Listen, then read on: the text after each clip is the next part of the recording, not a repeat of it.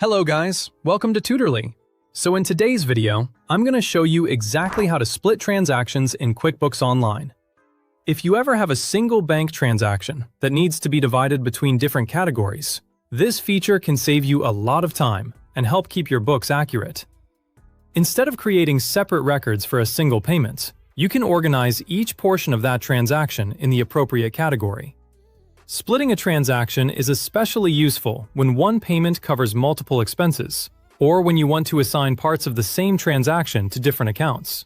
For example, if one payment includes more than one type of business expense, splitting it can help your records better reflect how that money was actually used.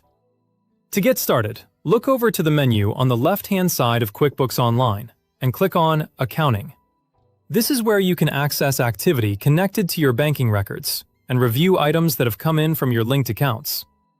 Once you're in the accounting area, select Bank Transactions. This will open the list of imported transactions from your connected bank or credit card accounts. Here, you'll be able to review each entry and choose the one that needs to be divided. Now find the specific transaction you want to split from the list. Take a moment to make sure you're selecting the correct one, since the amount and date should match the transaction you're working with. Checking these details first can help you avoid accidentally editing the wrong transaction. When you found it, go to the Action column for that transaction and click the caret icon. This opens a small menu with additional options related to that entry. From that menu, choose Split. This tells QuickBooks that instead of assigning the entire transaction to just one category, you want to break it into multiple parts. It's a simple option, but it's very helpful for more detailed bookkeeping. It gives you more control over how the transaction is categorized and can help make your financial reports easier to understand.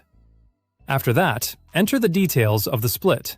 This is where you'll add the information for each portion of the transaction, based on how you want it recorded. You can assign the appropriate category and amount for each individual part. Be sure the split amounts add up correctly to match the full transaction total. Taking an extra second here can help prevent errors and make your reports much more accurate later on. If the amounts don't match the original transaction total, double-check each portion before saving.